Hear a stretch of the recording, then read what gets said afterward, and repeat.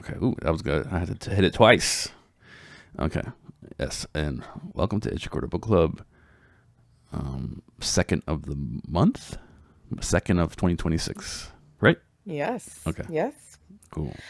Um, on this one, we do not have author information, but Because we it's do. I yeah. I do have something to talk about. So, Mm-hmm. um, this story has um,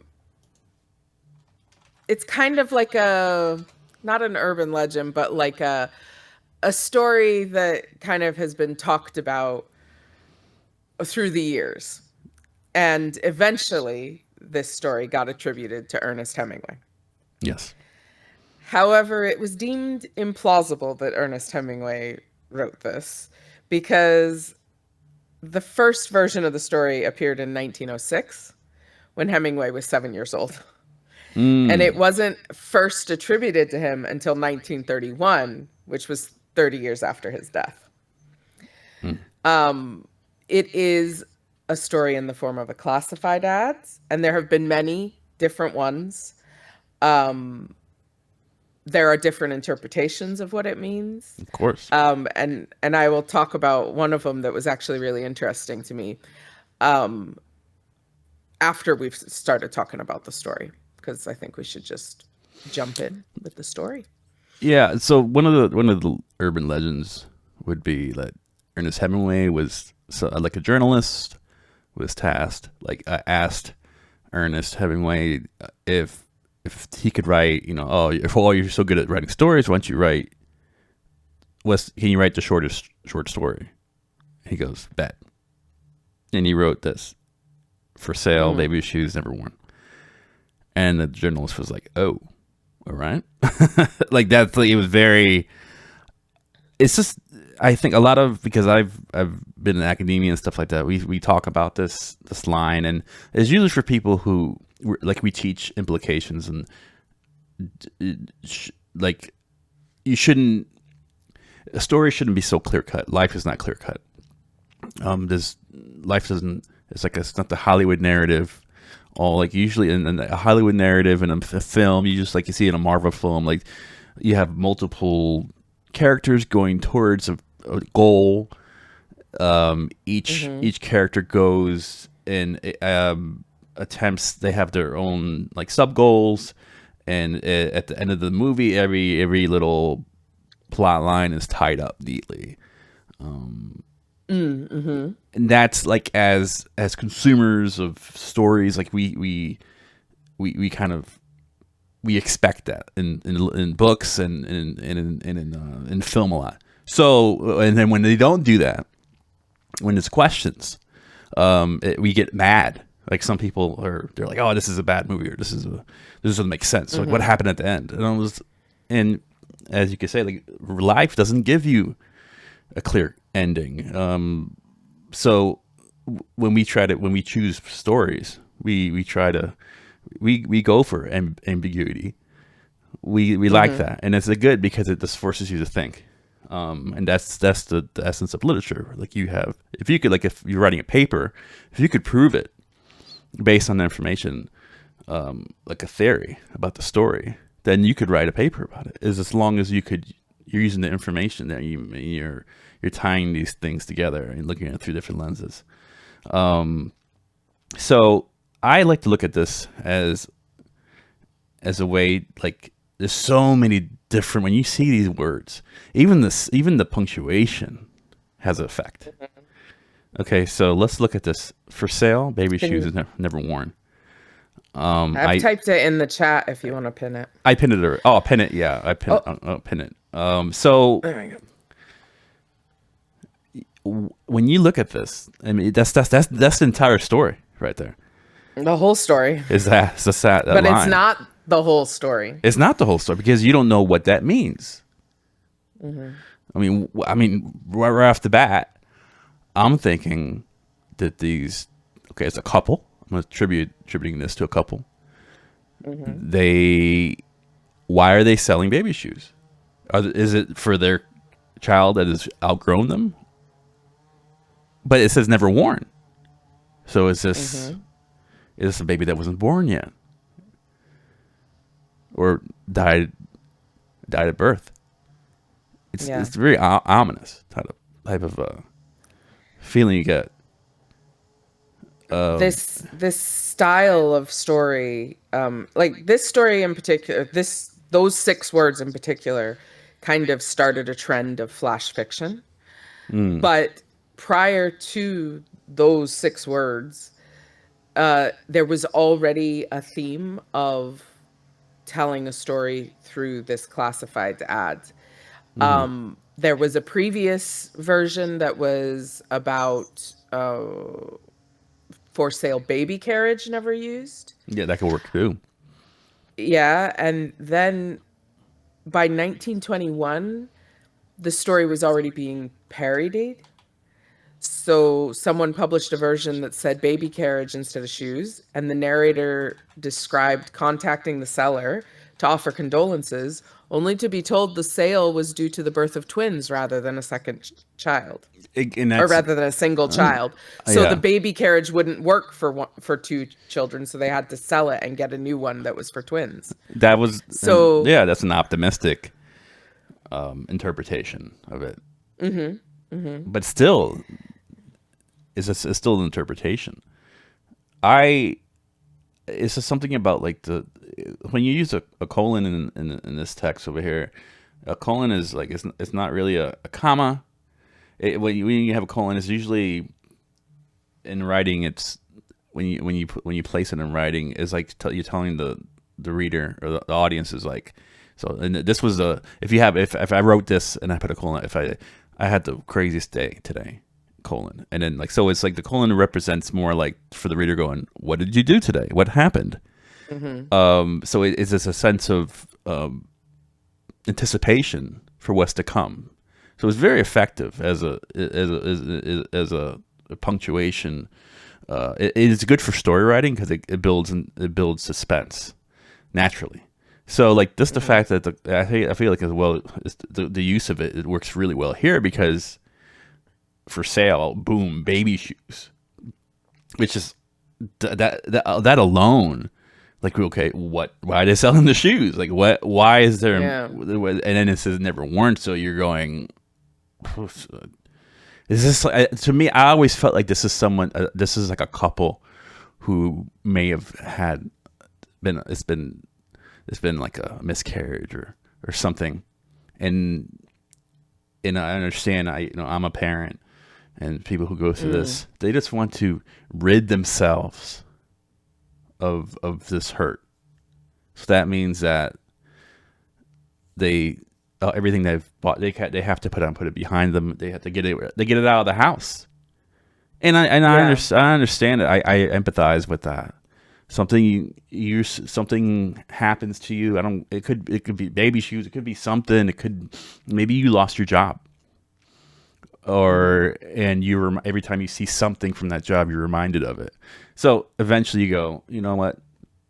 Let's take this thing out of here because every time I walk in this room, I see it. Mhm. Um, and it happens. It happens to people. Maybe, um, people who have Well, disabilities. we had a little blip. Will you check that the recording is still going? Sorry for interrupting. Yeah, I think. Oh, okay. No, I'm still recording over here. Oh, Yeah, the stream went down and came back up, so let me make sure everything's all right. Everyone's good. Well, I was all I making think say so. I was saying that PV got left You behind. were I got left behind. you got left behind. Um. Yeah, I think you had a little connection because I lost you in Discord for a second as well. Okay. Did everybody hear what I was saying about? I'm not sure if like it was some. So I was saying about having items in your house that are associated with something that has some connection to maybe something you want to forget. Yeah. So you get rid of it. Yeah, like we've talked about that with previous stories because remember was I think you should dance. The guy for some reason was selling all of his furniture Yeah. and all of the things from his house. And we talked about that whether maybe it was because he split from his wife and these things cause him pain to have around now. So yeah, he put everything outside in his front yard. It's pretty much Hmm. whatever was inside the house he put outside.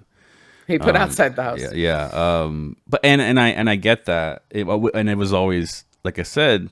Would the wife die? You know, she had Hmm. cancer, or was it like or was it more A divorce. divorce or something a little more scandalous? Like was it an affair? And he Hmm. was mad, or she, and that happens. Like sometimes Yeah. you're in a relationship and something goes south. I've known many people who I find it is rare for people who get divorced for one person to keep the house, and it does happen. Like I feel like I know someone person. I have a friend that a couple I used to know. I mean, I knew and they were a couple, and they're not now, and Hmm. she stayed in the house, but eventually she sold the house because I just feel just to wake up in that every day Yeah. and like have to form a new memory in an existing place. Like it's just hard for Yeah. some people. I get that. I wouldn't want to if you I wouldn't want Mm. to kind of forge a new life in an old shell. Yeah.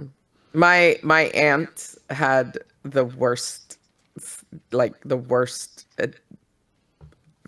way of having that happen. Because when my uncle is my blood relative, she's through marriage, but I liked her better.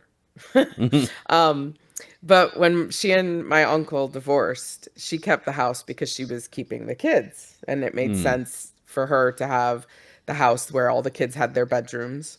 yeah. However, when my aunt and uncle built that house, they built a downstairs apartment for my grandparents, my uncle's parents, to live in. Mm. My uncle and my grandparents could not afford to buy my aunt out of their portion of the house. So not only did she keep the house and the kids, she kept my grandparents. Oh, that was part of the deal. Well, she had to because Yeah, they had yeah. nowhere else to live. And oh no, it wasn't that my uncle couldn't afford to buy her out. She couldn't afford to buy my grandparents out of the money they put into the house. Oh, I see. So So he had to exist with her in-laws. so she had to exist with her in-laws who believed her to be the problem in the divorce. And Oh. it wasn't all her, it wasn't all him. They they lost a child and their marriage broke down. That's just Oh, that I see. happens. Yeah. But yeah, my grandparents chose to look at her as they kept, because I was older when this happened. I was already a full grown adult. Yeah. Because my uncle's a bit younger than my mother. And we had conversations where they're like, yeah, she must have been cheating. I was like, she wasn't cheating. Like, Yeah, yeah. sometimes marriages fall apart. But I thought that was, talk about having something in your house that reminds you of something. Two people, yeah. You really can't Two get it. And people what if she living starts if downstairs. she starts dating and it's like oh they come upstairs, they're like, oh, Yeah. I'm glad to see you're happy. We wish you could have worked Yeah. it out with our son. Yeah. To be Yeah, fair, at least that did not happen because she wasn't really interested in a relationship after that until yeah. the But kids grew still, up. but I mean, I mean, it would be very, very hard to move on. Yeah. Yeah, like you pretty much Yeah. have your old life right under you. Yeah. But yeah, the story having in relation to like this line here, like yeah, people just want to jettison their Hmm. their trauma. And I So get there's a yeah. reason there's a reason why this story fits so well being attributed to Ernest Hemingway as well. Mm, Ernest Hemingway is known for iceberg theory or the theory of emission. And he writes this way that because he did it when he was a journalist, where you just report the events. You don't give it context. You just say, a bomb went off in Times Square. You don't, you just report what happened. hmm. And he did that in his writing. He Yeah. focused on surface elements without explicitly discussing the underlying themes. Ah, And so because he believed that the deeper meaning of the story should not be evident, but should be implied and should shine through with that implication. yeah.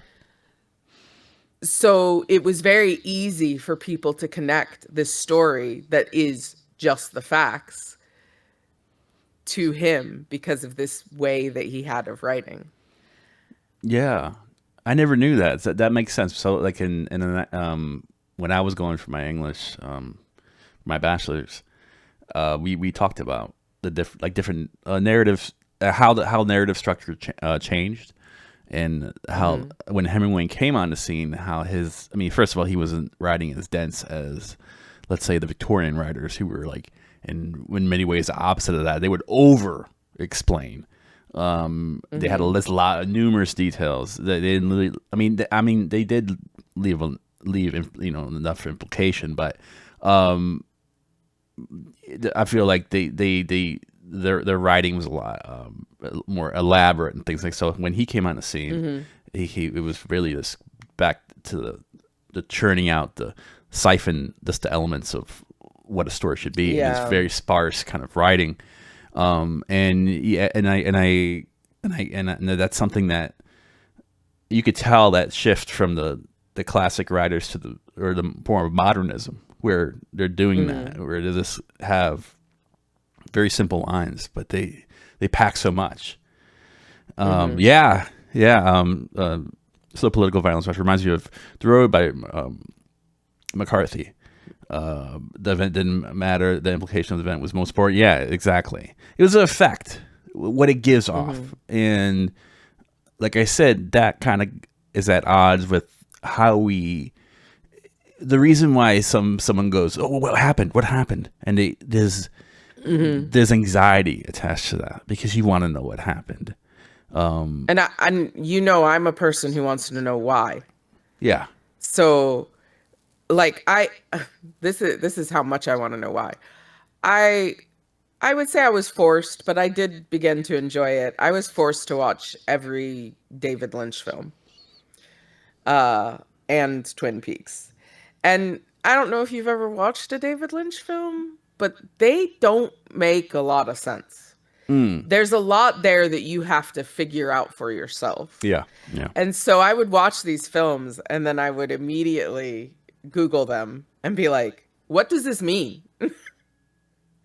And the thing is, because David Lynch himself would never tell you what it meant, you got a lot of people in Mm-hmm. discussion about it. Yeah. You know, people think maybe this is what Mulholland Drive meant. Somebody else thinks this is what it means. Yeah. And I actually, that's how I came to enjoy David Lynch, by that discussion. But at first I was just like, no, I need to know why. Yeah. Why? Yeah. Yeah. And then there's like the authorial what do you call that? There's a thing that the theory attached to that authorial intent, or Mm. I feel that's the phrase where like once a writer writes, it's out of their hands. Once you put it out into the Yeah. world, it's up to it's at that point um they at that point it's the readership decides. I don't care what if the author comes out later in life and says, "Well, that's this story." I remember Ernest Hemingway was like, "Well, the white elephants in this story meant this." I was like, "Doesn't bullshit? It Hmm. doesn't matter." Because once that story Yeah. goes out there, it could be anything, Yeah. and that's what. It's not a bad thing to to be in limbo. It's not a people Yeah. think that's somehow like I need to know. I need to know. Look, how many you could live life? You don't know everything. You don't know every event that goes around the corner. So that's one of the for me. That's what the core of these doing this book club is just to Hmm. have the discussion. It's very. I feel like it's a good place to be, Hmm. and I feel like you learn as a person. You learn as when you learn to interpret different things and appreciate it and just have these discussions. You're able to. I feel like form your critical thinking, hone your critical thinking Hmm. skills. I feel like when I read a lot of literature, it just makes me a better person all around. Like I live better. Hmm. Hmm. I'm able to look at life and not, maybe in a political sense. I'm not strapped in these little systems where you need to buy your car and have this or have this. Like why?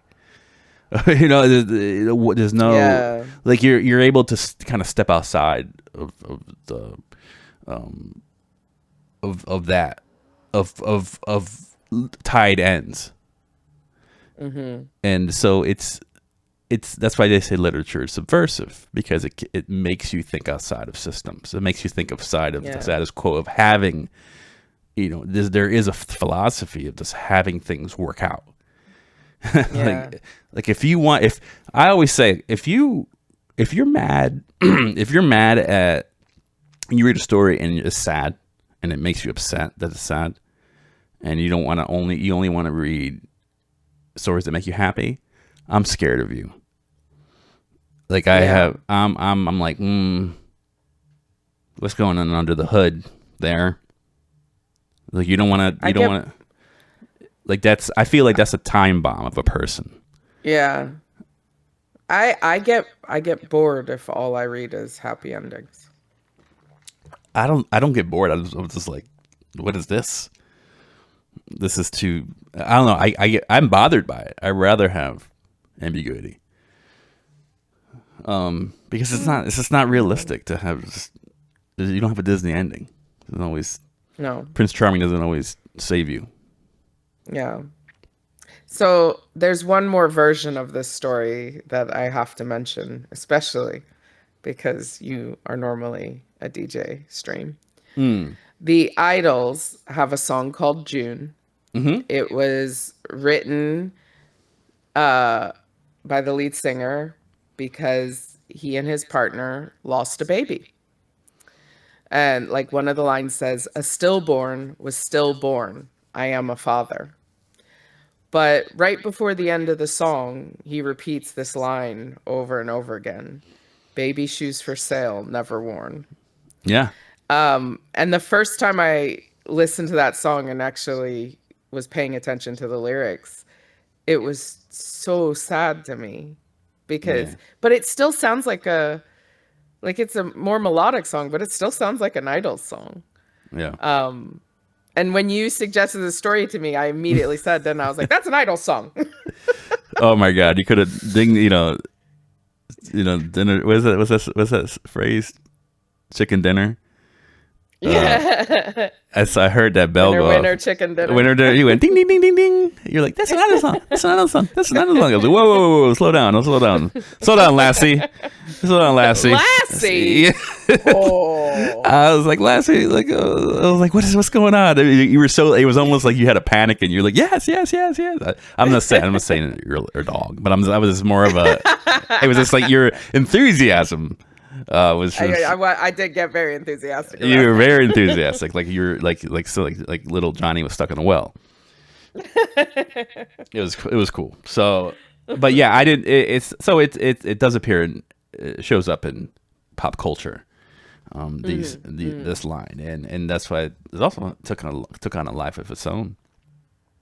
There's a whole Wikipedia page about how this story progressed and.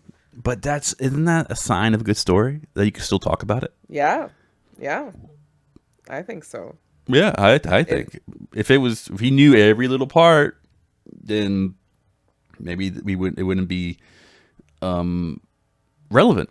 But it's relevant. Yeah. It keeps showing up. So I don't know. The unknown who wrote that is I don't know who we don't, and that's good. That's even knowing that we don't know who wrote it is even don't know who wrote it. Yeah, but makes it better. I was thinking about this, and maybe it actually started as a legitimate classified ad, because those are meant to be succinct. It gives you, apart from a price, it gives you all the information you need. They are baby shoes. Yeah, they're in new condition because they've never been worn. Like maybe the person who placed that ad, if there was an actual ad to start with, wasn't trying to be anything apart from frugal, because they only because they were paying by the character. We were going to sell them on eBay. Yeah, they were eBay sellers. eBay sellers. I mean, I was like, there's no eBay back then. There's no internet back then. But no, not in 1906 or whatever. Yeah. But yeah, I like that. I like that we're still having a conversation. So, and I feel like isn't that the point of a headline? To build intrigue, to get if you saw that if you read that in somewhere, like if it was on a headline of a paper, or it was in a paper, a subheading, you may be inclined to buy that paper. You see it on the stand, and you go, okay, I don't know. I don't need Yeah, baby shoes, but I just want to know a little bit more. Like, well, let me read the rest of it. Is there more of that's ad? I don't know. that It didn't sit with me well. that's the whole point of pull quotes. I'm working on with my magazine right now for my company, and I generally the editorial team will, because they're the writers, they'll actually go through everything and change some of them. But I generally pick the pull quotes when I'm doing the layout, because the pull quotes, that's their whole point, is to give you just a little bit of information so that you want to find out more information. Yeah, So I'm a not going to teaser. pick a pull quote that explains everything that's in the article. You I'm don't going want to pick to. one that leaves a little question in your mind. So you go, huh, well, now I need to read this. Yeah, yeah. And you know who else did that too? Another person who was that we've done on Ambrose done on here with Ambrose Bierce. Oh, yeah. He has a journalistic background too, so it helped with the story. I think that's why his stories had that as core. As a reader, you just want to read on. You want to know a little bit more. He knew how to show and tell. Hook, yeah. Yeah. Good. All right. Well, I think we could shift to our Shift shift to to our our longer story. longer story. But yeah, if you want to talk about that, I'm just gonna step out 1 second to the side. Okay. But if you want to talk about our next author I'll here, talk about the author. Yeah. James Alan McPherson, and I'll add a little bit to that. Okay. So James Alec McPherson was born September 16, 1943, in Savannah, Georgia. Now, I have to say, Savannah is probably my favorite city in the South. I love Savannah. Um, so I was quite amused that he was born in Savannah. It's a good place. His father was a master electrician. He was the first African American recognized as a master electrician in the state of Georgia. And his mother was a maid. His father struggled with alcohol while James was growing up. So he spent, and his dad spent time in jail. So that meant that McPherson took many odd jobs to help his mother, just trying to make ends meet because they weren't getting his dad's income while he was in jail or drunk. But what changed McPherson's life was the public library. He found the black branch of the public library because he couldn't go to the white one. And suddenly a whole world opened up to him. He ended up going to university and got his undergrad degree, and then he earned a law degree from Harvard Law. He took up short story writing while at Harvard, and that led him down a different path than law. He never actually practiced law in the end. He later, after he'd been writing for a bit, became the first Black person to win the Pulitzer Prize in literature in 1978. Hue and Cry, the book that or the collection that this story is from that we're reading today, was his first collection. He'd also been included in other anthologies. So yeah, it does say though that he used his legal training in his projects. He didn't, Yeah. not have a use for it, but it wasn't used in his career, like as his career. He never practiced. And that kind of tracks with a lot of I find that a lot of just being in the creative writing world and all that, just having friends that are in that, there's a lot of authors who have law backgrounds, who are ex-lawyers, end up becoming very good authors because putting cases together.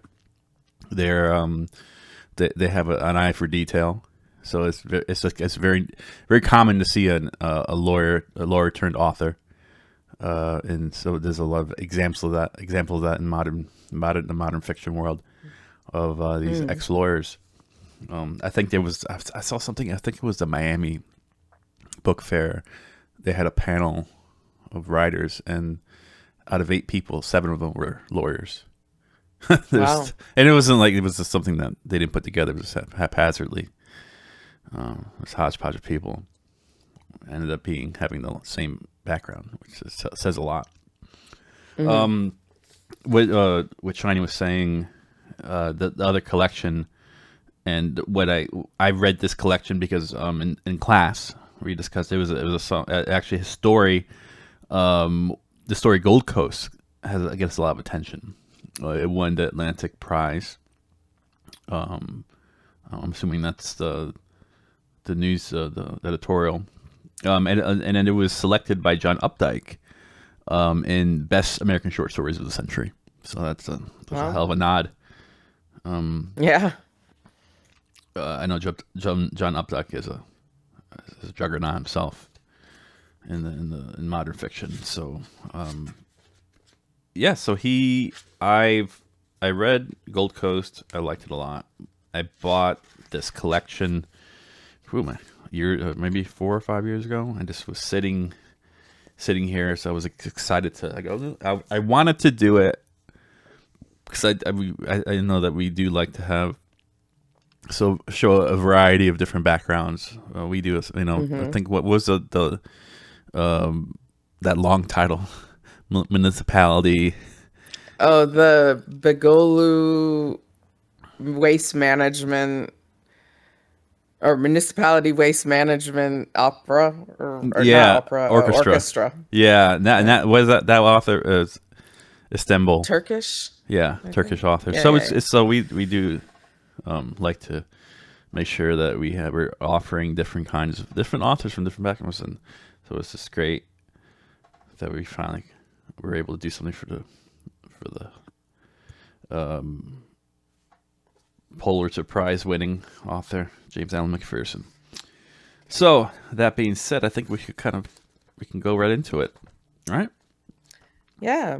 So the structure of this story is that we, the reader, are sitting in the place of a young man Yeah. who has been hired on for the busy season as a train waiter in the dining car of a cross country train.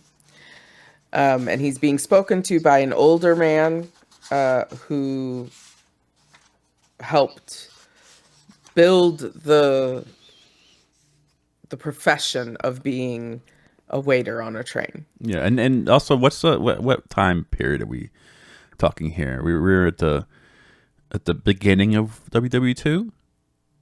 Yeah, before the US was involved for sure. I think Yeah, and this I'm is sure there was somewhere where it said the yeah, time. just to kind of put us in, to give some context to this, and in Chicago, this is the railway stations is Chicago. Well, Chicago is, yeah. I think it's the one major end. one. I think they go maybe Chicago to out west and back again. Is this But the hub, particular?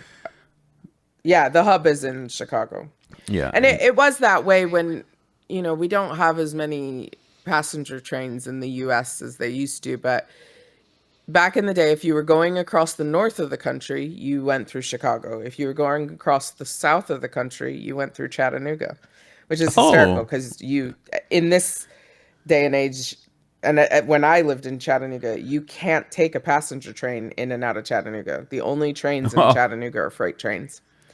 But at one point in the country, if you were going out west from the East Coast on a southern route, you had to go through Chattanooga. did not So know that. Chicago and Chattanooga were the big hubs. I see. And these men, so the fella telling the story had a crew with him that they were the men who made this job what it was. I call They them were waiters, waiters. the old guard. That's what Yeah, the story. Yeah. the story says that they're the old school. They're the you know the ones who built it, Hmm. and the the reader is being spoken to as the young blood. Yeah, yeah. Well, he said he goes like young blood. Everything he's like, okay, young blood. We're gonna let me talk to you about Yeah, the let how me it talk used to to you about be. this. Let me talk to you about this, and it's like it's cool because he's I feel like in the story he's breaking the fourth wall. He's it's like Mm, he's Woody Allen in it. He's talking directly yeah, to the like we're young blood. He's telling we're us young blood. Yeah, like we yeah. the readers young blood. And like this is pretty much saying like and like because it's set up here where there is like a code of ethics now in the train world. Like this is train culture. It really goes deep into Hmm. the specific kind of occupation, which is cool. Like think about it, a waiter on a train, which okay, you're not this is before air travel Hmm. or beginnings of air travel. So not so if it was very common for people to be on trains. So you have service. So if you're obviously work, I feel like you work on land, you work in a restaurant. It's a whole that's a world in itself. But think about it, Hmm. you're working on a train. Lots of The different ground is variables. always moving. The ground is always moving. You have it's a different skill set you may need, It's and a it's just tight a space and as it's well. yeah it's a whole world, whole different world. Not that and this story really goes into that. But yes, so as Shiny was saying, he's talking to us. We're Youngblood. He's talking to this Youngblood, and just tell him how it used to be. And Yeah. so, who are these characters that essentially ran the waiters' So waiters? these characters are, as Itchy mentioned, they have a book of rules now. Mm. The wait staff get this, it's the Bible for them, and they have to read it and learn it, and everything has to be done by these rules. Hmm. But when these old guard started, there was no book of rules. No. They built the system without meaning to. Like, that's just, they were the wait staff, and the rules were written based on how they were waiting on people. So we had Sheik Beasley, who was kind of the crew leader. We had Uncle T Boone and Danny Jackson, and the important guy here for us is Doc Kraft, Yeah. as well as the man telling the story. He's part of this group as well. Yeah. But at the time, So they were a crew. he's in the crew. He's the guy telling the story is actually like a young blood himself at that point. He's a young blood. Yeah, And at the start of it, so is Doc Kraft. The two of them yeah. are the young bloods, and Sheik Beasley, Uncle T Boone, and Danny Jackson Mm. are Yeah. the ones who've been doing it for a while. Sheik is interesting because he likes to get high. He smokes a lot of So reefer, but this is reefer he's back yeah, in this is reefer yeah, back in yeah, 40s. So yeah, it's like a lot. There's a lot of taboo around. It was there wasn't a lot like to openly smoke marijuana back then. I'm sure it raised a lot of questions. You had to be almost like you probably can go to prison for having weed back then. So, but this so he had a system. I don't know. He had a bought his strands somewhere, and he yeah. would get But hot.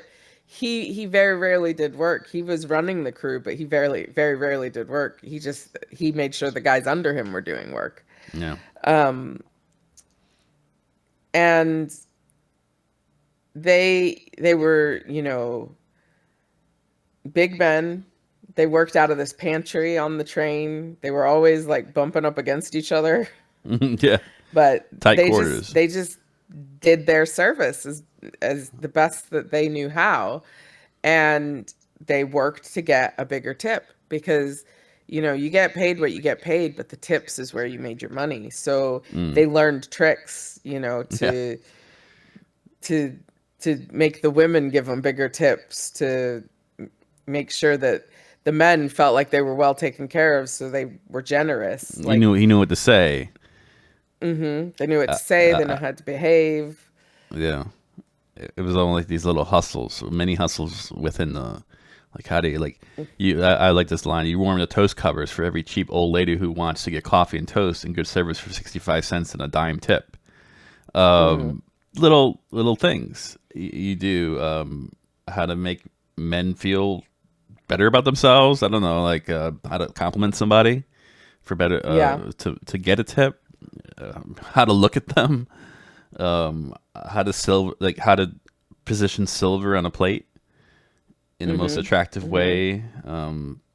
It's cool. I feel like at that, like the characters are like these social scientists.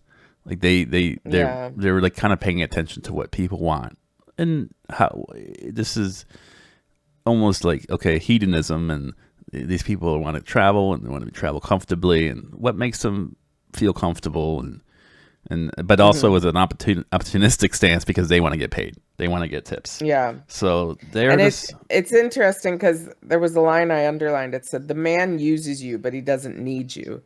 So, the people running this train company have to have those waiters. It's necessary for the experience to go the way people expect it to go, that they have high quality waiters on yeah, their dining car.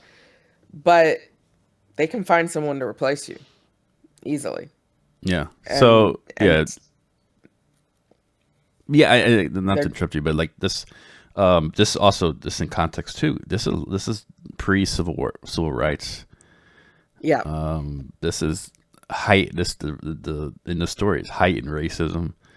Lots of Yeah. lots of bigotry. Open.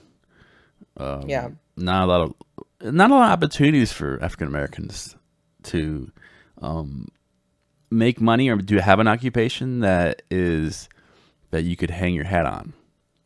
I'm not Yeah. sure if this. So this is a good segue to talk about Doc, because Doc is someone who Doc gets into the story because he's just hungry. He wanders his Yeah. way onto a train, and the train is owned by the Swiss, right? A Swiss gentleman that. No. So he wanders to the dining car of this train because he's Yes. hungry. Yeah. And the chef is a Swede. Oh, I see. So from Sweden, not Swiss. Sweden, a Swede. Yeah. So, but it's implied that the Swedes have cornered this market. Yeah, that a Swede is going to hire another Swede to work under him. That they group together. Yeah. But Doc almost makes it impossible for him to not get this job. And the Swede says to him, "You can eat all you want, but you will work all I tell you." And Doc doesn't have a problem with that. No, he probably didn't was surprised. Like he goes, okay, I'll do that. It And opened up a life for Doc. yeah.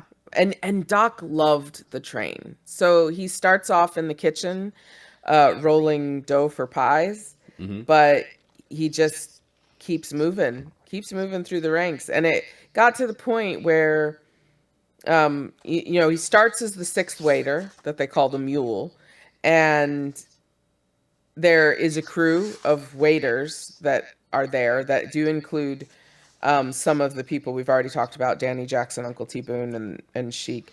But Doc isn't one of the waiters at first. He's in the No. kitchen.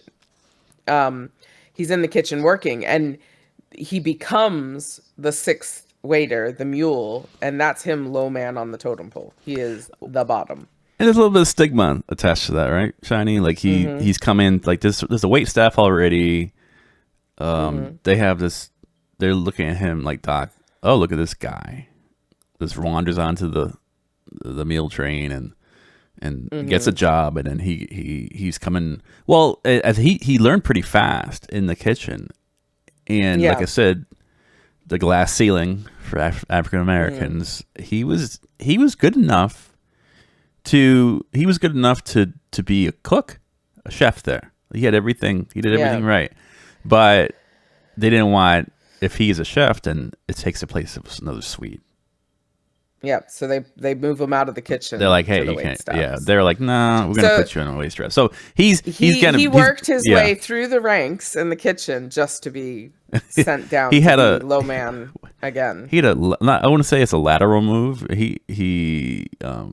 it was like a downgrade. Yeah, downshift at first. Yeah, and then he's as he's the downgrade also is there's a little bit of animosity for him because he's from look at him from the kitchen, gonna tell us what to do, or he's gonna come in here. So the staff that was there they didn't make it easy for him to be in a wait staff. But that didn't bother Doc. What was some of the stuff that the people did to make Doc's job? They messed with his orders. They stole his plates. They picked up his tips on the sly. They made him do all the dirty work. But he didn't complain. No. He was just chill about it and just did his work. And they kind of respected that. Yeah. And the way he was so slick, he moved with such smoothness, and that was good for everybody. That was good for everybody because everybody can do their job better if, We all make money. We all make money. Yeah. Doc's here.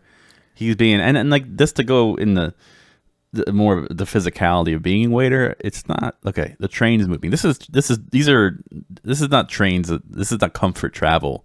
I mean, maybe comfort back then, but that train's. I feel back then you're feeling every bit of that train when it's moving, and then have what you're walking with a tray with drinks on it and with drinks or a plate of food. It's not easy. Not easy. And he has almost established a dance. Like it's almost like he's cha-chaing down the aisles. And that's how he got the nickname Doc, because of how well he handled everything, how smooth he was. He anticipated the rhythms of the train. Yeah.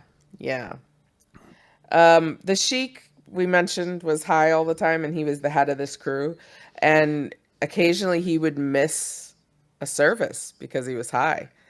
And Doc stepped into his role because, they needed, that they went from having their best waiter not there, or their most senior waiter not there. And so Doc kind of stepped in, and he made huge tips while being in the Sheik's role. And she got mad about that.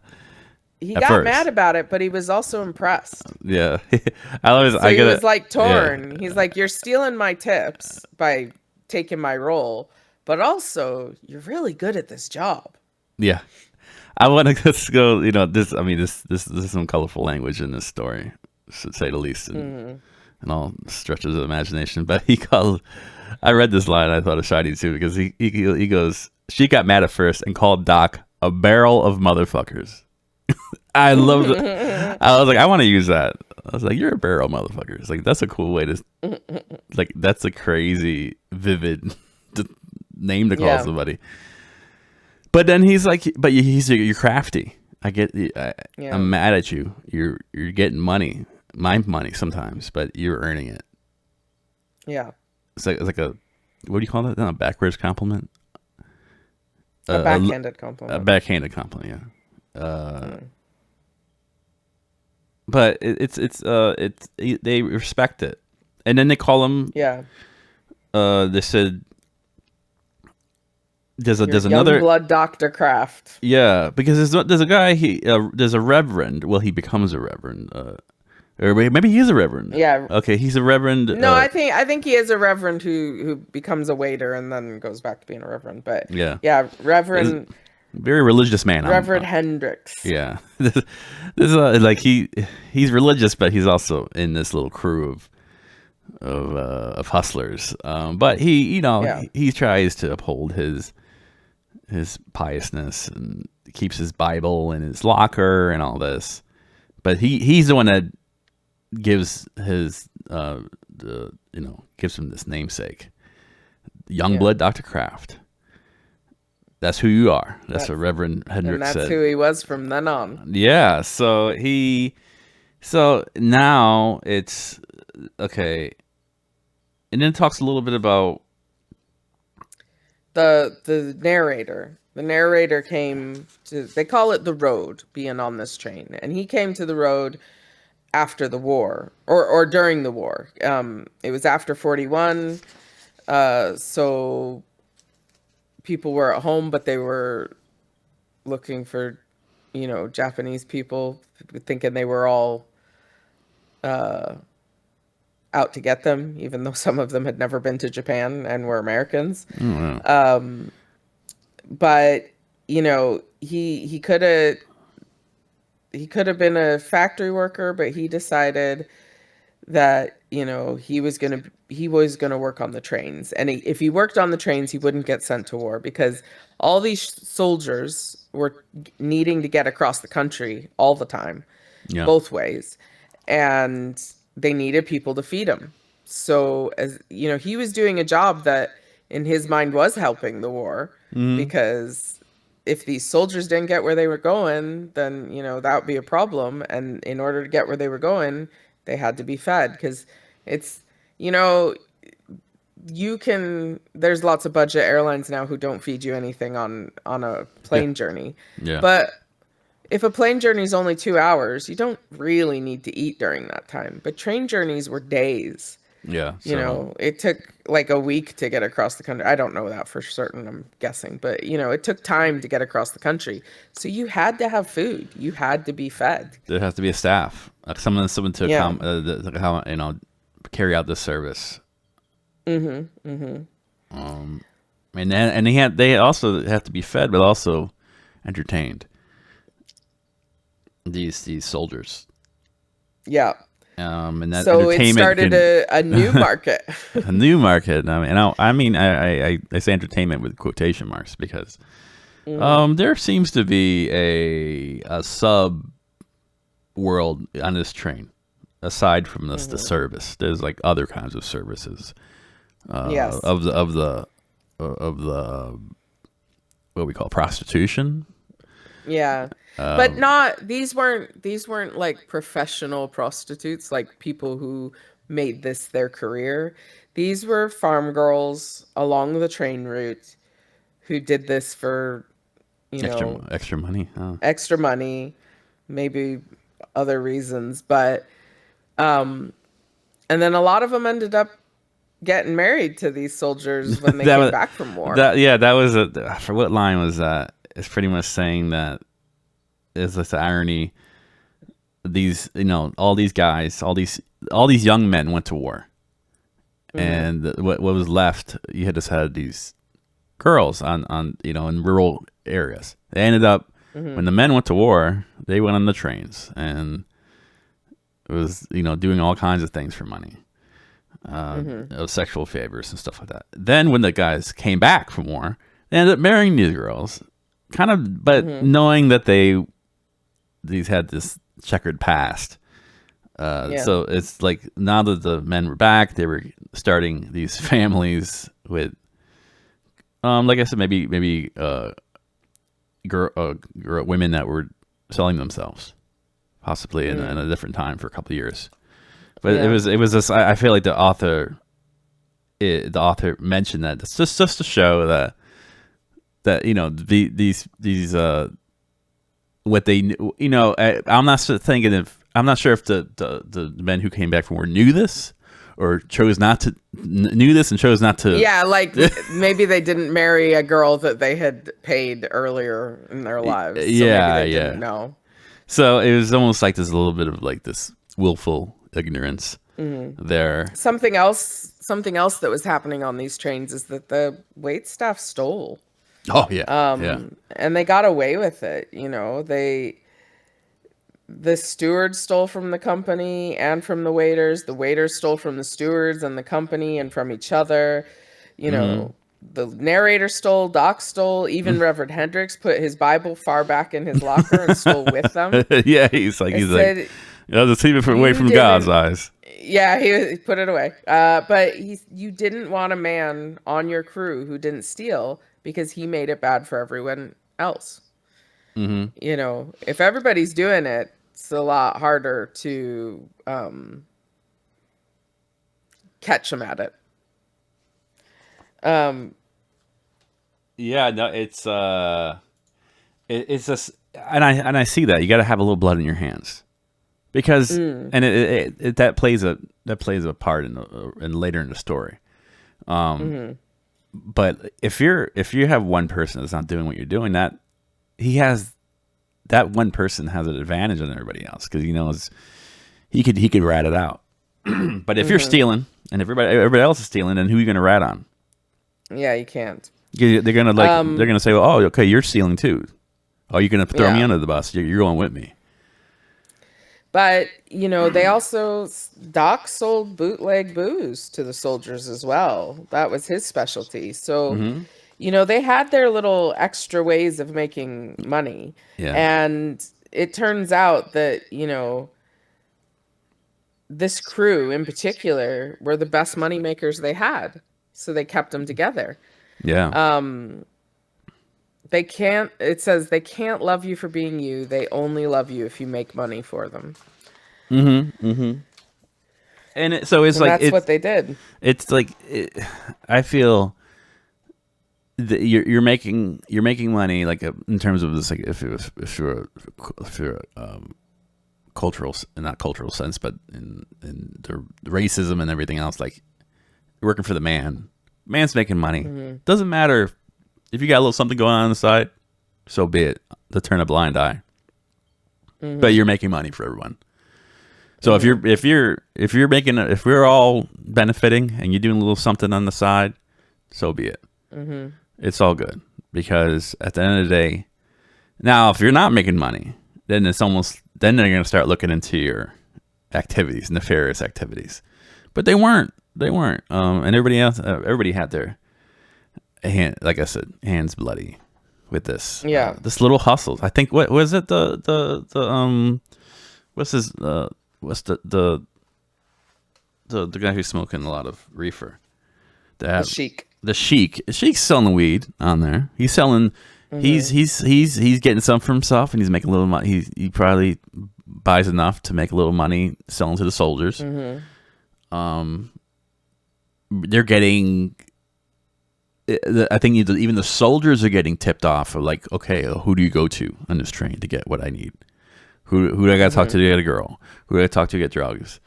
This is hmm a look. This is and it's cool reading this story because like you're getting this a peek into the life of what it would be like, and I felt like even as an African American, you're doing your thing. You're making money, hmm and you're also you have the I guess the little label of like you work on the train. hmm You're not digging ditches somewhere. Like when Yeah. someone asks you what you're doing, I'm on the road. I'm a server on a train. I could hmm see that, hearing that, getting for Yeah. somebody that maybe people who don't really have the most um, job opportunities in their lives. Just saying that it's like a flex. At least I Yeah. would take it that. But you see Yeah. that Yeah. in a little bit. You see that with airlines, people who work the skies. There's a little bit. There's like a Yeah. club. It's like it has an allure to it. Like, oh, I work for Delta. Yeah. Oh yeah, I travel for free. I'm always traveling in the sky. Always in a different country, or Yeah, you know. I like that. It's a culture, and this Yeah. is definitely the train culture. Yeah. There is a little vignette about the narrator going to a bar in one of the small towns along the train line, and there's no black people there, and he gets pretty much run back onto the Oh train. yeah, that was Doc, right? That No, that was the narrator. The sheriff Oh pulled a gun on him. yeah, because like it's so that's another point I was gonna make on the train. I don't know if like there's racism, but it's But there's it's a little also a level of respect. it's a little respect because you're serving people and you're rubbing elbows with maybe people who like they need you. These people on the train, these white people need you, and you're rubbing elbows. They get to know you. You're having this conversation. Maybe and outside that train, as the narrator finds out that it's almost like the shell or the protective shell that enables lets him kind of have this occupation skirt between the lines of status, the country's tolerance on of race. Seeing that protective shell this is not there anymore when he gets off that train. And he like some right. He Yeah. gets off right. He tries to go get a drink or something. He gets a drink of water. Yeah, he goes. Well, no, he tries to get a alcoholic drink, but Oh, he goes to a bar, orders his drink, and he goes to get a shot, and a sheriff comes in and interrogates him. What are you doing here? yeah, How long you plan to be here? There ain't no jobs here. And he's like, nah, man, I'm gonna get back on the train. And he's like, well, maybe you better hurry up and do it. And he's like, well, I'm just finishing my drink. And the sheriff pulls a gun. Like, yeah. you need to go. Because yeah, maybe I mean and there are. I mean, like you said, this train has a lot of stops. It's going cross country. You're probably stopping in towns that Hmm. maybe don't they never seen an African American before, or they see them in a different like. And this is back then, so there's some Hmm. hodunk towns that they're probably passing through, and they're like the only times they see someone of color is either working or doing some kind of labor thing. So the see this Hmm. guy, and it's weird, and I could feel I don't know. I feel like the narrator on the train. He's probably going to the bar. He knows the bar. He is the bar staff. So Hmm. this like him going to a bar on the train. I'm sure the train has a really pretty bar. Hmm. He's just it's normal for him. So the fact that he gets off the train and he's not even welcome to a bar, but he's on the bar staff essentially, must be kind of Hmm. soul sucking in a way. Like oh, Yeah. I guess this is the way. Like this is America. Like it's a Yeah. rude awakening when he doesn't have Yeah. that. He doesn't have the. I don't know. He this I would maybe the train is like a little bit of like a purgatory, not purgatory, but just like I don't know the special space between Hmm. societal acceptance. They're existing in this plane that they can only but only there. Yeah. So yeah, so he gets forced back on a train. Yeah. And then we do go into some detail about these girls, and the waiters never mess with these country girls on the these farm girls on the train. One, it's bad for business. They facilitate, but they're not meant to be involved in them. But there's one fella, Willie Joe, who kind of falls in love with one of these girls, and Mm. you know she tells him that it's all right. You know, these men can have her body, but they won't have her. And Willie believes her, and Willie doesn't last long on the train because But of yeah, this. Willie wants to have a relationship with a call girl, Yeah, and yeah. and the other So staff are looking at him like, who were. They'll kind of go. I think of the lyric for Notorious B.I.G. Don't get high in your mm, own supply, and that song about the yeah, 10 crack commandments. It's yeah, true. Like he was like, yeah, no, you're getting a little too close to the product here, yeah, and you're like, if you fall in love with the staff, then what could happen? You get jealous. So like what are the things that could happen there? What happened?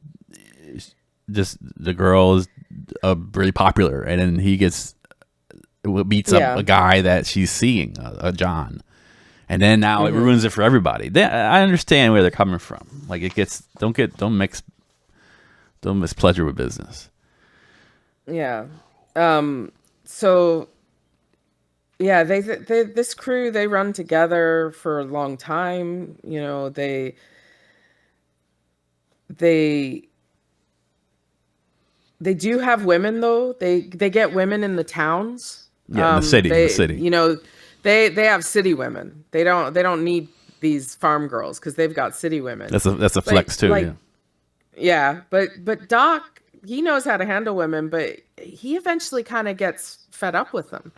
He doesn't he doesn't want them to he doesn't need them anymore. He's been there, he's done that.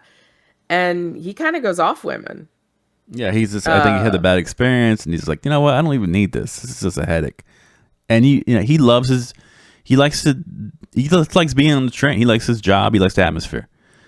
This is what he does. mhm. And now it's like not even and it's just somewhat admirable. Like he has very checkered views here on women here, Yeah. but it's for him. He doesn't. He's not distracted by all that mess, No. which is a lot. I don't know, young guys on the train Mhm. making money, having fun. That's for just to say that early on, to say like, you know what, I don't even want to do this anymore. It shows that he's a little bit different from everybody else. Yeah. Where Um young guys are swayed by love and partying and all that. He was just like whatever. yeah. So the war ends. This is when, the soldiers come home, they marry the girls. Um but stuff starts to change now. The the train isn't making the money that it used to make, Yeah. and the wait staff can't be stealing anymore. They everybody has to stop stealing because you know Well, no, they're not making it's the not band yeah above them. it's not this age of excess anymore. And then they get a union to protect the workers. Mm.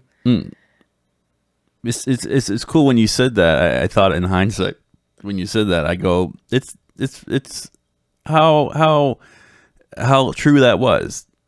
If the people, the man above, in this case, the white people who own the trains, when they were making money, everybody was good. Okay, do whatever you want. I don't care what you do, as long as you make us money.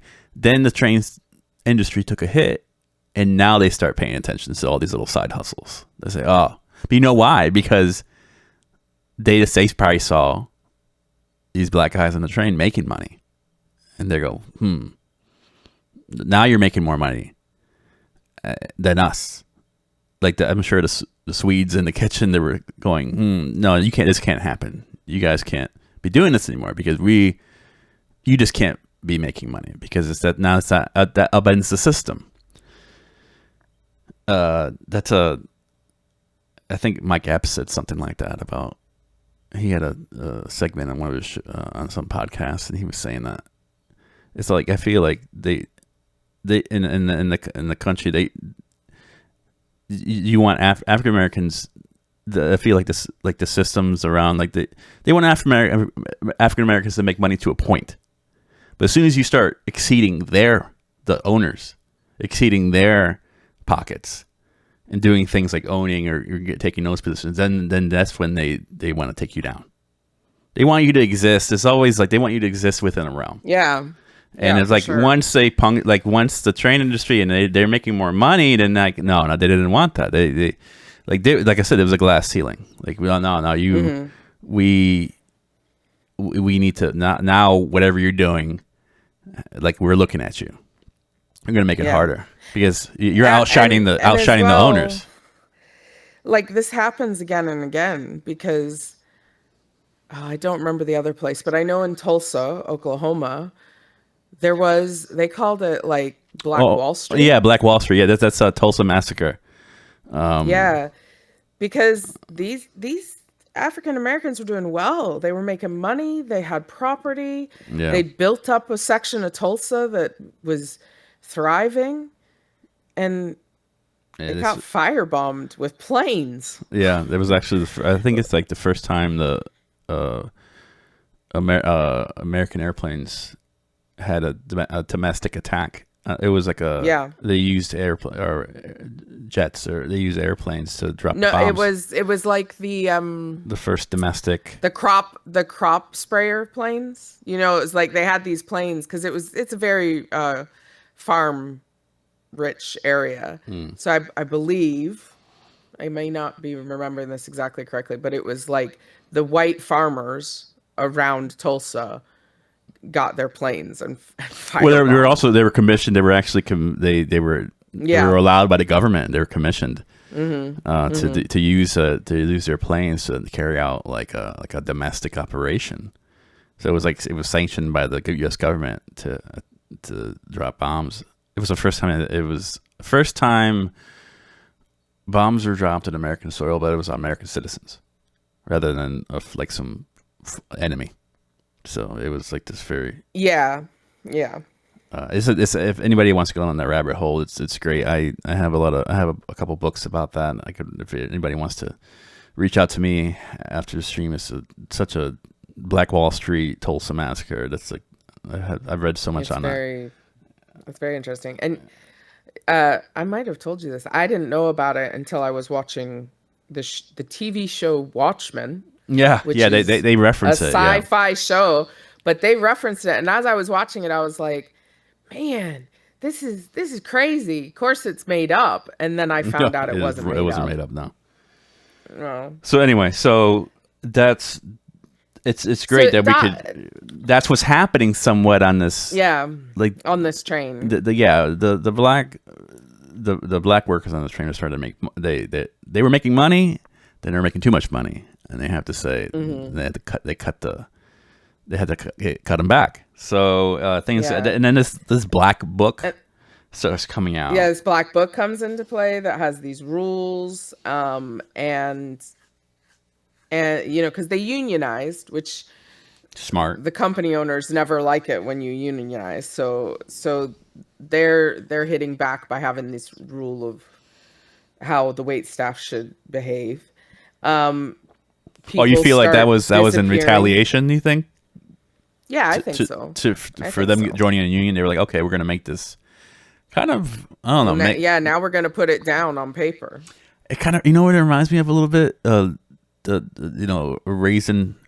raisin in the sun, the Langston Hughes poem that got turned into a film about African Americans owning real estate, and then people like in those neighborhoods like making rules to pretty much prevent African Americans from moving in. Yeah. And I feel like that black book is was a way to make it harder for. Hmm. It's like, okay, you want to still work here and have a union? Okay, we're gonna just make that process more difficult because now you have to adhere to these parameters. Hmm. Hmm. And it is it's funny because a lot of these rules is stuff that they made this old guard, Doc and his crew, established. It was stuff that Hmm. they learned on the road, like how to walk or what how to arrange silverware in a certain way. And they were like Hmm. they were saying like, yeah, why do we need a book? We made the book. Yeah. We are the at the core of the book. I mean, now we have to follow it, but we're not getting really much credit for it. But it's all stuff that we Yeah. from trial and error. I'm sure. Yeah. I'm sure this is like But you learn. Yeah. they didn't just leave the book as it was though. They were constantly updating it. They were constantly making changes. Yeah. And people like Doc just knew how to do this in their bones. And when they start making changes, it's more difficult for those people because I see it myself as I get older in my career. Technology is constantly changing. I have to move with it. But, there's things I've been doing for over 20 years now. And it's just in my brain to do it that way. Yeah. And then someone new comes along and is like, oh, well, you can do it this way. And it's like 10 times faster. And I'm like, what? Mm-hmm. So that's happening to these guys a little bit, and they're starting to drop off. Now instead of Doc being the young blood and the narrator being the young blood, they're the old school. They're what's left. Yeah. They're starting to hire the young blood on this train that what the narrator is talking to, these are like summer staff. Yeah, they're not there for the full year. They're not there for the They're full there year. for the busy period. And then they go do whatever. And that's so the companies, these train companies are hiring seasonal, which helps them. Is actually better for them because they don't have to pay. They probably don't have to pay. I'm not sure if these guys are getting health insurance like that, but I'm saying they don't have to pay enough. They only pay them partial season. So so they're coming in there, and the train industry likes it because the industry is starting to take a hit. Air travel is becoming popular. The inception of that kind of, and that the beginnings of that industry is people are starting to find that out, or preferring air travel over train travel. I'm sure because of the time, speed. Who wants That's quicker? Quicker, yeah. Who wants to go sit in a train for 2 weeks? Yeah. Or just to factor that into your vacation. So hiring seasonal, this works out. They don't have enough money to hire full time. So, but again, you have this old guard that are working yearly, and now these companies have to pay them, and they don't want it. They don't want to have to pay. No. So they make it harder for them to stay there. And then you have to add race into there too. So let's just make. Oh, you want to stay with us? We're going to make it harder. We're going to keep changing things. And Doc at this point has made money. He has money set aside, I guess. He's not doing this because he needs it to live. He's doing it because he loves it. Yeah. And there's nothing else he wants to do. And he's not spending his money on obviously he's not spending his money on girls anymore. So he's stockpiling his money. He's there. He's drinking, but he's also buying stuff for other people. Like, people are able to get money off of him. Yeah. And like I said, I'm sure, again, he's on the train. Look at Doc. You're looking a little too prim and pristine over there. We don't want you to, you look like you're making money. I don't like that. I'm sure the owners of production don't like that. I feel like there's a political thing here with that. Like he is outshining his people who are paying him, superiors. Yeah. So, but he does take up drinking, Shiny, right? He's starting to. Whenever he's not on the train, he's drinking, essentially. Yeah, because that's his life. Off the train, he's kind of he's waiting for the next train to come. So in that time is this idle time. He is kind of drinking. Plus, there's some stuff in his ear, right? That his colleagues are saying things to him, like, Shiny, what are they? They know that he's next on the list. That's who they're coming for next. They want rid of Doc. But it's also like they're having that conversation, the changing of this technology. Like, they're saying in general, things are not looking good for us. We're going to get replaced. They don't want us here. We are the train life is on its last breath. We're just telling Doc there's no use in trying to fight it. They're coming for you, and it's going to happen. And they're coming for you, they're coming for me, they're coming for everybody. And I'm sure, like, Doc kind of just, I don't know, shoos him away. Says that Doc doesn't really say he's a man of few words. He doesn't really show emotion. But he's showing emotion because he's drinking.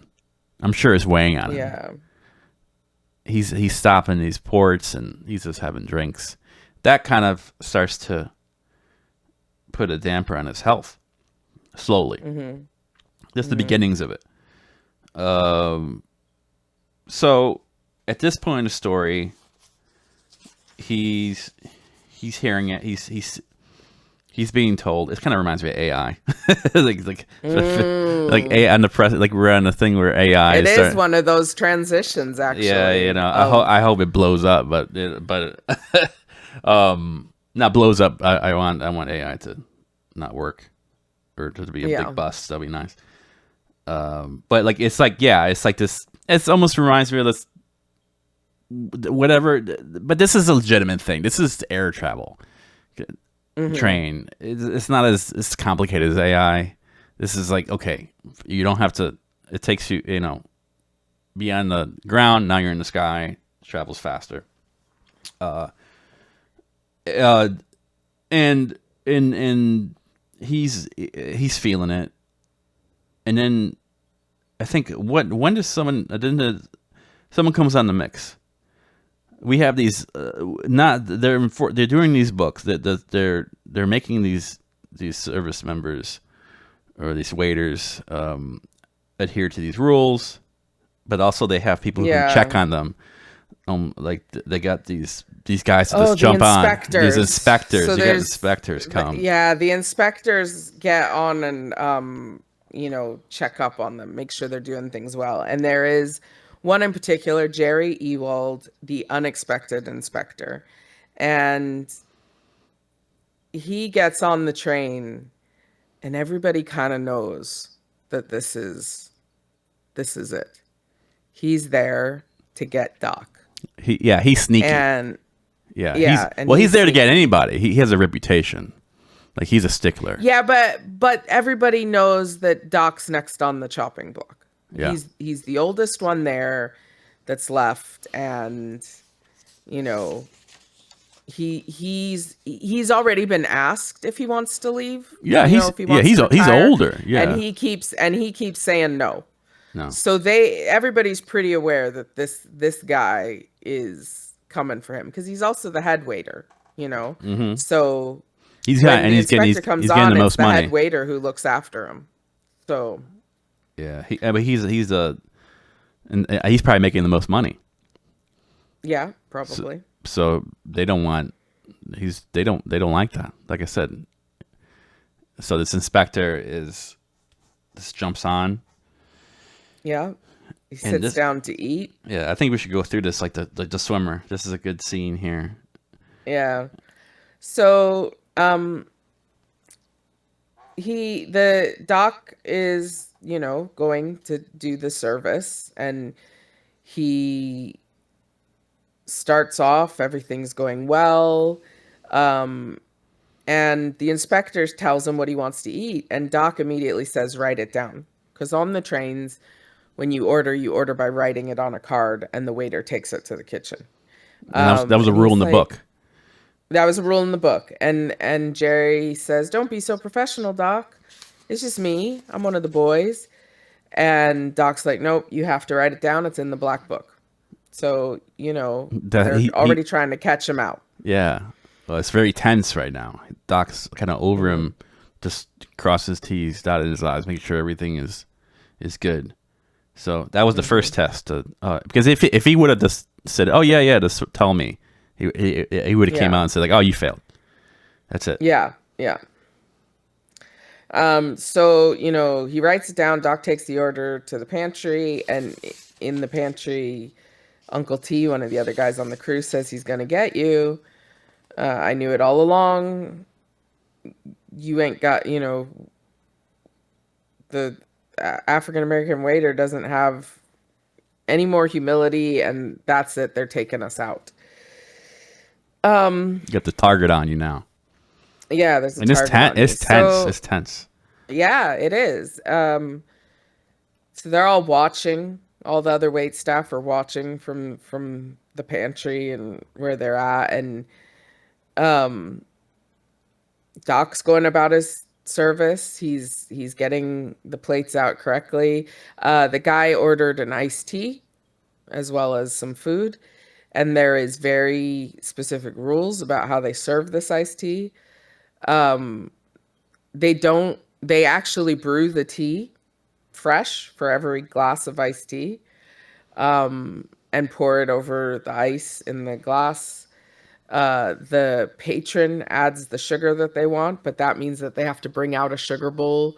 They have to have a doily under it. Like everything is written to how this should look, Yeah.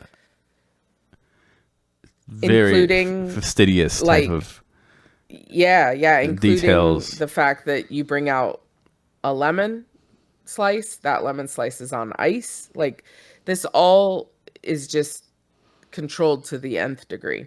Yeah, and Doc is on it. He knows how to do this. It's Yeah, there's almost like an art to he it all. He's sitting there. yeah. I just picture these inspector. He's just peering at Doc. Doc's just doing. He's a professional. He's a professional. Both people, and it's like this little game. He This starts by happens. serving him. He starts by serving him the soup, and not only that, but he brings out a spoon on an extra plate. They don't just put the spoon on the table; they put it on an extra plate. He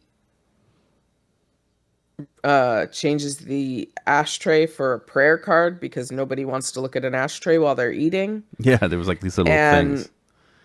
and Jerry's a little impressed because he's like, "Oh, you know about the spoon plate, I see." And Doc's just like, "I'm a waiter, I know." Yeah, And Jerry says, "You're a damn good waiter." Jerry recognizes Doc's skill. yeah. Even though he's out for him, he recognizes. Yeah. I like the pride too in there. Like he's like he really Yeah. see like he could. He said, I'm a waiter. That's for like that's almost that his like. What do you do, Doc? I'm a waiter. And no mincing those words. No, no, not at all. And and Doc just wants to do his job, Yeah, and he wants to do it the way he knows how because he takes pride in that. yeah. So, he clears the table after the soup Mm-hmm. and uses the crumb knife to gather all the crumbs. He's really detailed with it. There's nothing, no crumbs left on the table. And he asks him if he wants tea with his sandwich or later. He says now is fine. So, Doc goes back to the pantry to get the next round of stuff. And the narrator says, "You're going good, Doc.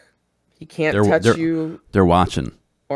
Yeah, they're I all feel like it's watching like this I feel like it's 'cause- like a boxing match. Like just these two, like the Doc is like a professional. The inspector is obviously a professional as well, but in his field, like you seen these two guys at the height of their game. Like not, I mean, I wouldn't say the height of their game, but like just two people that are like sparring, and like the wait staff is on like peering out, going, okay, I'll see. Sounds all giving him like I don't know, just keep prepping him up every time he has to come back.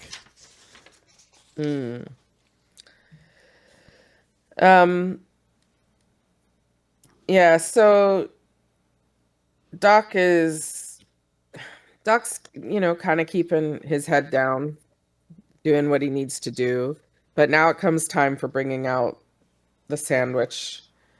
And, he does that correctly. It's roast beef sandwich. There's a crock of mustard that comes out on another plate with a little doily. The initials have to be facing the client, so they're facing Jerry.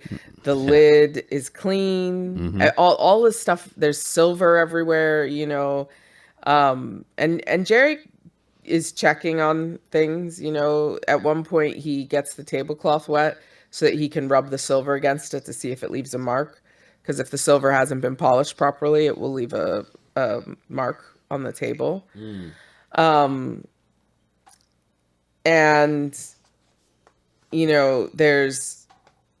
this is where the tea comes in. There's a pot of brewed tea. There's a cup of crushed or a glass of crushed ice. There's also a small dish that the glass sits in. There's also another small dish that has crushed ice that the wedge of lemon sits in, and the wedge of lemon has a fork, and the fork is not in the meat of the lemon. It's between the skin and the meat of the lemon and that white pith bit. All of this Doc has done fastidiously. It is right as far as Doc is concerned. This is the highest level of service you're probably gonna get on this train, right down to the And every little detail. yes. And, again, Jerry is appreciative. He says it's good tea. It's very good tea. Um, he takes the lemon wedge off of the fork that it's on, squeezes it into his glass, stirs it, and he's like, man, very good. He drinks the whole glass. And then he tells Doc, very good service, but you served the lemon wrong. Oof. Hits you right in the chest. And Doc's And like, what? Yeah, Doc's confused because as far as he's concerned, he's been perfect. And Jerry's like, nope, the service is wrong. And Doc says, but I've been giving that same service for years, right down to the crushed ice through the lemon wedge. But the lemon wedge is what was wrong. They recently, I think within the A last week. 2 weeks or a week, A week, yeah. put a memo out that said instead of stabbing the white between the skin and the meat of the lemon, the fork should now go through the meat of the lemon. Yeah. So the head waiter under this steward that Jerry is there to evaluate has not done the lemon correctly. And Oh, man. Doc didn't know. And the inspector says the notice came out last week, and Doc said I hadn't checked the book yet. And that's a second rule that Doc broke. So You're Doc supposed to didn't check, do the lemon correctly, and then he but didn't he check the book. also didn't check the book at the start of service because they're meant to check that book every start of service to see if anything's changed. And I'm sure that book is like, it's pretty thick. Yeah. That's a lot. And not an enjoyable read. Yeah, yeah. So, and Jerry says to him, "You're tired, aren't you?" And Doc just sits down at the table, which is something he never would do. That is another rule broken. But now, Doc's beaten. He knows he's beaten. Its spirit is crushed at that point. Yeah. He knows. He's like, oh wow, I've been told about this day. I knew this day was coming, but it just hits him. Mm-hmm. DJ Recovery say who put out that memo, but any changes should be easy to find. Yeah, like I said, they're making this memo. This black book is meant to put people out of a job. So I'm assuming, I was thinking about that they're not saying, hey, we updated this section for. No, they're just saying read the whole book again because something could be changed. Yeah. We're not going to tell you, but you need to read that book, which is so bad. I looked back, and it actually says that when they started the union, that book was put out as retaliation. Oh, it actually says that. Okay, yeah. So, yeah. It's just this is like like Raisin in the Sun. The film. It's like these rules are here. They're preventing this discrimination in these rules. They don't want this. Yeah, they're there. And I think they know that someone like Doc, who's been doing this job for so long, isn't going to think to check the book every day. He knows it. He knows it backwards and forwards. It was written based on his moves. Yeah. Yeah. So the fact that he missed that, this, I guess, it takes the wind out of him. He says something to Jerry. He said, I'm just resting my feet. Yeah. And then he's like, get up, head waiter. You'll have plenty of time to do that. I'm writing you up. And so it's like, Jerry is this cold, callous person. Doc knows that this is the end of the line. And he's just like, body just gives out. And he's saying, hey, get up. The thing is, Jerry recognizes how good Doc is. But still He's done it all through this, but he still writes him up because the people that paid Jerry told him, get rid of Doc. Yeah. Yeah. And They Doc goes back to the crew quarters, like a ghost, like uh, almost. like a ghost, and the rest of the crew, uh, they don't like nobody ever steps in, and like Doc's service is left open because Yeah, this is like a man has died to these people. yeah, yeah. It's like there's a heaviness in the room after that. Yeah. They there's the guy Boone who was the one saying that they were all doomed, and he's like, I told you that this was going to happen. And he even says, I could have told you about the lemon, but he would have got you on something else. It wasn't no use any of it. And this pisses off the other waiters. Like they want to come for him. Mm. Uh You knew about cuz that lemon? Like you still didn't say, you didn't say anything to yeah, him? you didn't say anything. You could have grabbed his shirt in the, grabbed his sleeve in the pantry and went, man, you got to do the lemon different. But he didn't do that. He didn't show camaraderie with the other guys. Yeah. Boone says it's your fault for letting go of your humility and letting the whites take over the good jobs. So, you know, this guy Boone, he's not on the team. No, He's not on the no, team. he's marked now. He goes, you're just as bad as them at this point. Mm-hmm. And it's almost like he's very pessimistic. This guy. Mm-hmm. Mm-hmm. And yet, what's really frustrating is he's the last to go in all of it.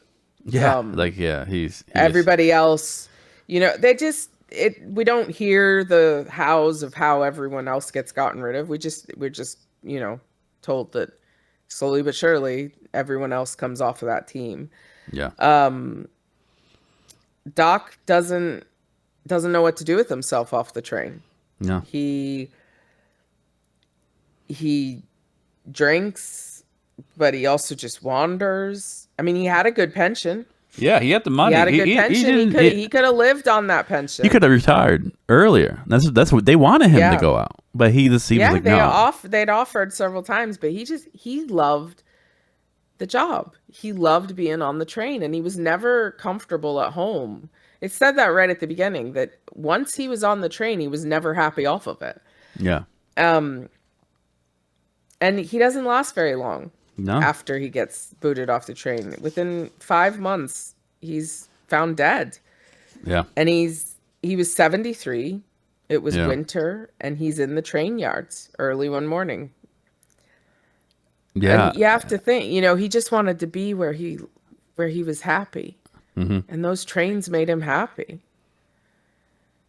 Yeah, no, that's what that really hit me at the end, because you think this guy's getting intoxicated, Mm-hmm. and he's somewhere, and he naturally just goes out to where he used to, he just in that inebriated state, he goes out to the train yard Mm-hmm.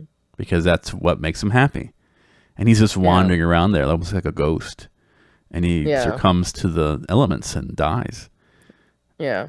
And the other guys who were still on the train avoided him because they had guilt about still being on the train, and he was a sad story to them. Mm-hmm. This man whose whole entire life was that job, Mm-hmm. being just sitting in Andy's bar drinking every day because that's all he had left to do. He had the money.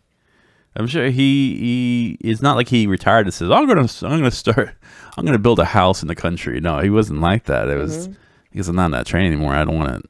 He was just waiting. He's pretty much waiting to die. Mm-hmm. He didn't have a purpose anymore. Yeah. And I was telling Shiny this, how I never liked the phrase, do you work to live or live to work? Something about that didn't sit well with me, because I work in education. I love my job. I really do. I get a lot out of it. I had jobs before that did not. I worked in warehouses and manual labor. Did not like that. Didn't like the industry that I worked for. Did not like the principles of the industry, about business. I was very turned off by that. I when I work in education, I know Like I'm not motivated by money. Obviously, education and pay. Not well. Not well. It's not. That's not what keeps me there. But even though seeing people change and helping others and things like that. I don't know. This is not like some virtue signal or anything. It's just this is what I get out of it. So when people say, "Oh, do you live to work or work to live?" I live to work because I like it. It makes me a better person. And if you work to live, you're a sociopath. I'm sorry. Like if you go no, I'm gonna disagree with you. I interpret you're interpreting that phrase one way, but I interpret a different way. I think what is meant by that phrase is, do you live to work as in you are Ivan Illich, who spends all of his time working because that's a status symbol that he has advanced through the ranks? Or do you work to live as in you just do your job because you need money to live? And if you'd asked me that question, I would have said I work to live.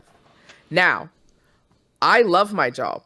I do a job that I care about, and that, okay, I'm not as altruistic as you. I'm helping a company that makes money, but I work for a company that is a little less horrible than other companies trying to make money. My actual joy is from making people, putting things on, doing a layout that helps people get the message of what's being tried, is what's being said to them. I love that work. When I was at university, they always said, get a job that you love and it'll be like you're playing with your crayons every day. And I did that. I was able to do that. I'm very lucky. But I still don't live to work. I work so that I can come home and have my cats and my flat and read books and play video games and stream with you and spend time with my partner and go out to eat sometimes at a place that I really like. That's what I interpret work to live to me. So do you think I'm a sociopath? I think I see it as like, I see it as like people in the medical field who just go in the medical field for money, and you're like there to help people, and you're just there for a paycheck. And I just think like, if you're doing something, it's like if you don't like if you just I'm here for the money. Like to me is like, what else are you here for then? Like if you're just here. I think those are the people who live to work. But yeah, exactly. That's what I'm saying. I have a problem with that. I mean, I understand it's something, but I just don't like it because I'm like, to me, it's just a lot. Like if you're checking out 40 hours, like checking mentally out to do a job for 40 hours a week, what else are you checking out? Are you like checked out of your marriage too? Are you just talking to your neighbor? Are you just talking to your neighbor because that's what you're supposed to do? Do you have a car because somebody else has one too? Like I just see it as like, what else are you faking? But that's what I think is meant by live to work. Not like I think it's just a semantics thing. Yeah. That question is a doomed phrase that intends to be reductive. I feel like it's like I feel like that's a good. I like what DJ Recovery Rate said, because I live to work because I want to have a job where I'm very invested in, and it defines me, and I have a lot of pride from it. So it's like almost making me seem like I have a problem. Like I absolutely understand. Like, oh, you're crazy. You must not have a life. No, I have a life, but my life is more richer because of my occupation. I understand what you're saying. Yeah, I think it's just a matter of the words being interpreted slightly different. Because I would say you work to live. You need a job that you believe in to be satisfied in your life. So I would say that's working to live, not living to work. So I see it as living to work, because I can't live if I can't live a life if I'm not happy with my job. and I'm just doing something that it's just gonna affect everything else. If I'm and I Yeah, because no, absolutely. I'll if be the first yeah, person to agree with you on I had that. a job like that. Absolutely. I had a job I worked in a warehouse for 15 years. It was miserable. I mean, I worked with Yeah. good people and I liked, some of the stuff, but it was soul crushing. And like when I got Yeah. out of my job, I didn't like. It was almost. It was like, okay, I gotta go back to work. And I filled Yeah. that space with things. I wasn't happy. I didn't feel like intellectually fulfilled. I didn't feel like I was so all like anything I did after work. Me and my wife were dating at the time, and we were married before kids. Um, I felt like everything I did had a tinge of like pessimism. I wasn't Mm. fully there. So, but when I went back to school and I started working education, it made when Hmm. I got out of work, I was like excited to go back to work the next day, or I had an interest to go back. It wasn't something where I go, Yeah. oh, I'm counting on the days till vacation. No, it's not. It's not that, because I get a lot out of it, and because I love my job, because I have a sense of pride with it. It makes the rest of my life better. It makes my Yeah. interactions better. I have, Yeah. and I talk to people because I've talked to people who just have jobs that just go to work and do something, and I'm just like, man, if you could check out for 40 hours, like it just be somebody else, and then like you must be good. It's just something about it that's attached to me. I don't know what it is. This it's like a Hmm. feeling, and I get it. It's just I just didn't like I think it's just the way, as DJ Recovery Rate says, is a reductive. I don't like the way it makes me feel on the other end. Like, why do Yeah. like I think you're crazy for working to live. Like, I don't look at me crazy because I live to work, because Mm. what else? I But like what I but do. do you see how it can be Oh yeah. like this is so I'm a socialist. I don't think anybody questions that. They've heard me talk enough to know that. I would love universal income. And I won't like argue the pros and cons of it, but to me, that means that I can just live my life without worrying about work. And then I can do work that I love without worrying about how much it makes me. Universal income has been proven to, make artists have more time for art and stuff Mm, like that. So I think that's maybe the difference is that I see work as a thing that is is kind of forced on us by society mm, because you know there's a metric song that I love that has this line in it that says drive this car to get to work, go to work to pay for this car. And I think that's that type of work that you're talking about, where you just do it because you need the money and you don't love it. And I think, and maybe it has something to do with the fact that I've done my job for nearly 30 years now, not at the same company, but I've I've yeah. I've done the same thing Hmm. for nearly 30 years. And you know, I'm okay if I could just stop working and focus on my hobbies, which won't ever make me money. Um, so yeah, it's interesting. This is one of the few times, guys, when Itchy and I just diverge because we often do not diverge. We have different opinions about stuff, but we're Yeah. usually pretty much on the same page with a lot of stuff. I just I think it's like I said. I think that Recovery Rate said it. It's I don't like the reductiveness Hmm. of the phrase. I think Yeah, it that's makes fair. people who love their job it makes them out to feel like they're bad. And I think Yeah. society. I think society and the owner's production don't want you to love your job. They make more money when you No. just check out. Yeah. They want people. There's like a mentality now. They want to make like, oh, this is let's go back to factory work, and then you just go to your job and that's it, and then make it out like, you get housing and all this stuff. I was like, I don't know. I don't want to be a clog Hmm. in the machine. I want to have something. I need to do something that is, because I've been on the other side of that. I need to do something that is me, because if I'm just doing it, if I'm just showing up somewhere because I have to and not getting anything else from it, I think I'm going to hone the skill to drop out. Like I'm gonna hone. Like I don't want to get good at not being mentally there. That's scary to me. Mm, I don't mm-hmm, want it. Like mm-hmm. it's like what else? Like, that's I feel like this carries over. It's gonna Mm-hmm. carry over to other parts of my life. Mm-hmm. Am I gonna check out when I have to do when I oh I just oh these are the neighbors I have or these are these people I have to talk to, but I don't really like them. And these are Yeah. these places I have to go. I don't like to be at this party. I'm just here because of this. I'm just talking to this other person because I need this. It's very if I'm I it, if I get good at being transactional, that's a slow death, Yeah. and I can't do that. I can't because that does that I because I I don't wanna live like that. It's Yeah. not good. It's not good for the soul, in my opinion. Yeah, I get that. Yeah, No, no, I get that. I get that. I think it is possible to get the good for your soul from different places. I think that's possible. You know, I've always been a very people oriented person.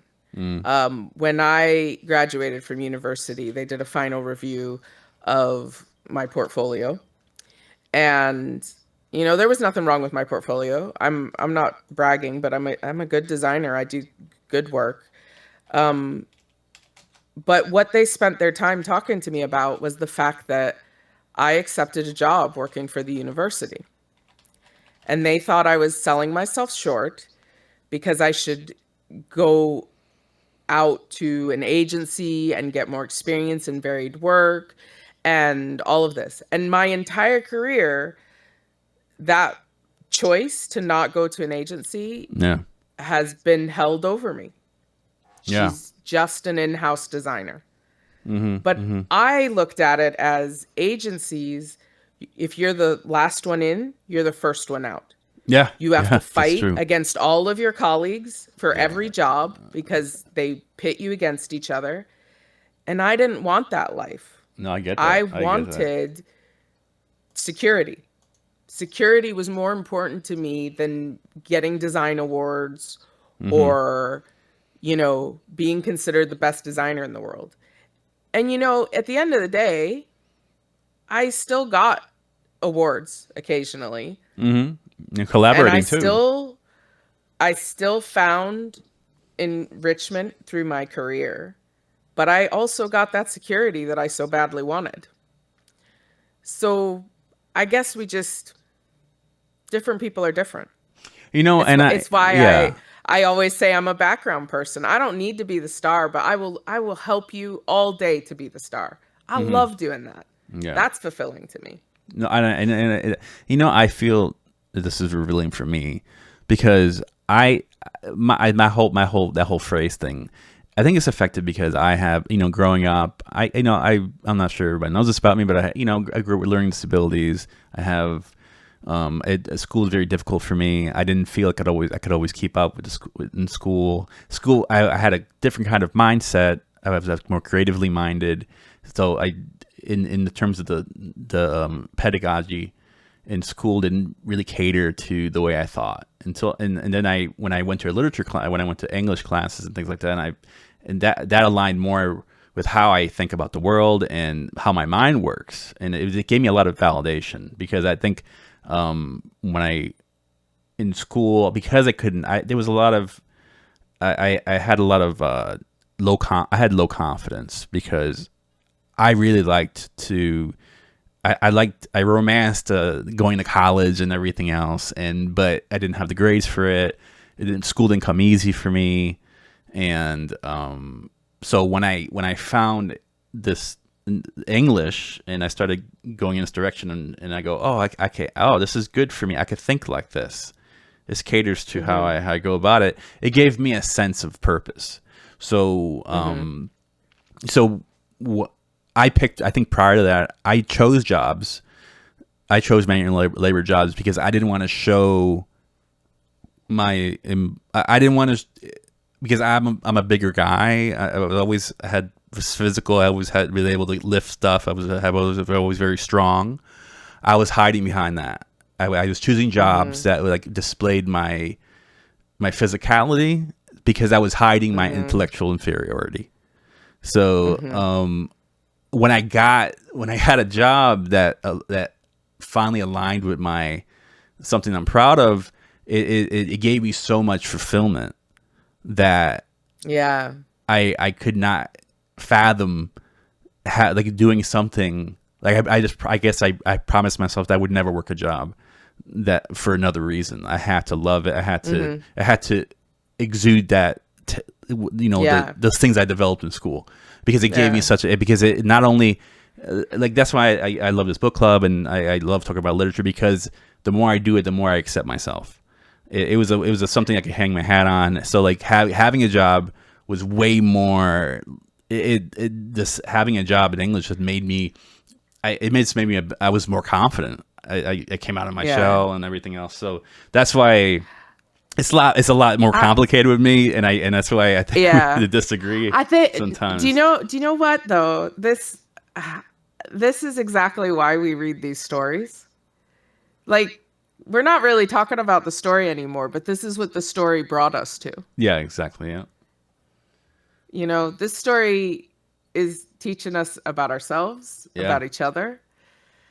Um, it's it's kind of this is why I do this, you yeah, know, because yeah, it brings about these discussions that yeah. we're not even talking about the story anymore, but we're talking about where the story brought us. Yeah, but it shows that Doc like someone could read the story and be very it does there's a sadness to it, but also like I feel like it's a silver lining with it all. Doc did what he loved, Hmm. and he did it till he couldn't do it anymore. Like, and Yeah. how many people could say that?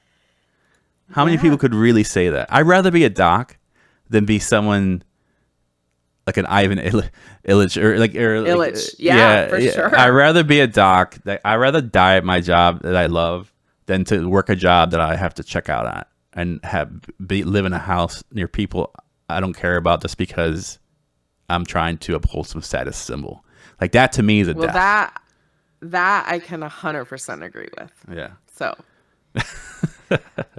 Dun, dun, dun. That was like people's court. we went off on a tangent. People are probably like, okay, we're out. No, but I think it's relevant. I think it's like Yeah. like why should we see this story as sadness? It's we don't know. He Oh. could have went to that he could have been in a state of jubilation in the cold. He probably couldn't even feel the cold. He was on his last breath and he wanted to be at work. He wanted to be where what made him happy. So Mm. maybe he died with a smile on his face. We don't know that. But maybe we could see Yeah, it that that's way. true. You could have been That like, is very he's like, true. I don't want to die in this house.